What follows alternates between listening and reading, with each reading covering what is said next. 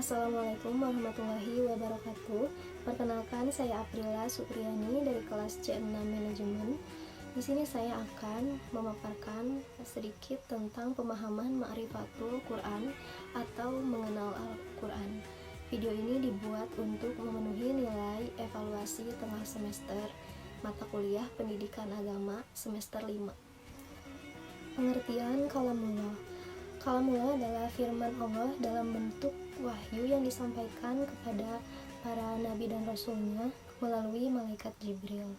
Kalamullah berasal dari dua unsur kata, yaitu lafaz kalam dan Allah. Kemudian sejarah Al-Quran.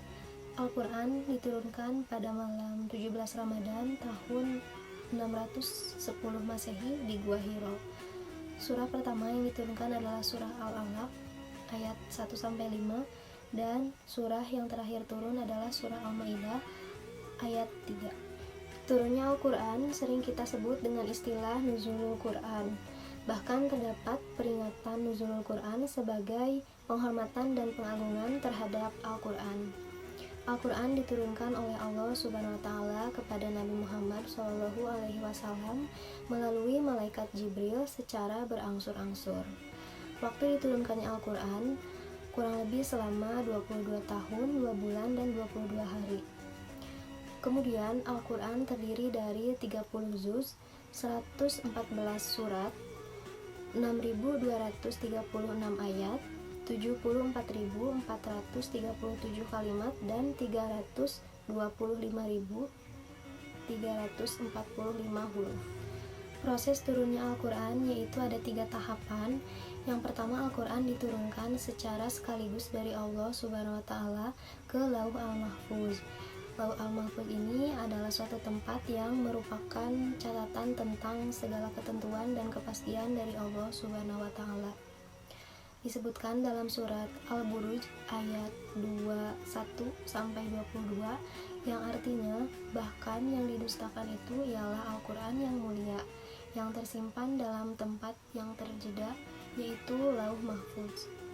Kemudian dari Lauh Mahfuz ini diturunkan ke Bait Al-Izzah, yaitu tempat yang berada di langit dunia, sebagaimana firman Allah Subhanahu wa Ta'ala dalam surat Al-Qadar ayat 1 yang artinya sesungguhnya kami telah menurunkan Al-Quran pada malam Qadar. Selanjutnya dari Bait Al-Izzah, Al-Quran ini diturunkan ke Nabi Muhammad SAW melalui malaikat Jibril secara berangsur-angsur sesuai dengan kebutuhan. Hal ini disyariatkan dalam Quran surah Asy-Syura ayat 193-195 yang artinya yang dibawa turun oleh Ar-Ruh Al-Amin yaitu Jibril ke dalam hatimu Muhammad agar engkau termasuk orang-orang yang memberi peringatan dengan bahasa Arab yang jelas. Kemudian mengapa Allah menurunkan Al-Quran? Tentu saja jawabannya adalah Al-Quran itu sendiri memiliki banyak hikmah. Yang pertama, untuk meneguhkan hati Nabi Muhammad. Kedua, sebagai mukjizat mengingat banyaknya tantangan yang dihadapi Nabi Muhammad dari kaumnya. Kemudian yang ketiga, untuk memudahkan hafalan dan pemahaman Al-Quran. Dan yang terakhir, untuk menerapkan hukum secara bertahap. Kemudian iman kepada Al-Quran. Mengimani Al-Quran menjadi hal wajib bagi setiap muslim. Firman Allah, barang siapa ingkar kufur terhadap satu ayat saja dari Al-Quran, maka sungguh-sungguh dia telah kafir. Hadis riwayat At-Tabrani, Quran surat An-Nisa ayat 65, Quran surat Al-Baqarah ayat 2, Quran surah Asy-Syura ayat 192-193, dan Quran surat Al-Hijr ayat 9. Pada masa Nabi Muhammad SAW, penulisan Al-Quran pada masa Nabi Muhammad ini ditempuh dengan 2 cara. Yang pertama, Al-Jam'u fis Sudur. Rasulullah amat menyukai wahyu dan senantiasa menunggu turunnya wahyu dengan rasa rindu, lalu menghafal dan memahaminya. Nabi Muhammad SAW adalah hafiz atau penghafal Al-Quran pertama dan merupakan contoh paling baik bagi para sahabat dalam menghafalnya. Sebagai bentuk kecintaan mereka kepada pokok agama dan sumber risalah, setiap kali Rasulullah menerima wahyu, para sahabat langsung menghafalnya di luar kepala. Kemudian yang kedua, al-jam'u fis sutur. Selama dihafal, Rasulullah juga mengangkat para penulis wahyu Al-Quran dari sahabat-sahabat terkemuka seperti Al-Mu'awiyah, Ubay bin Ka'ab, dan Zaid bin Sabiq.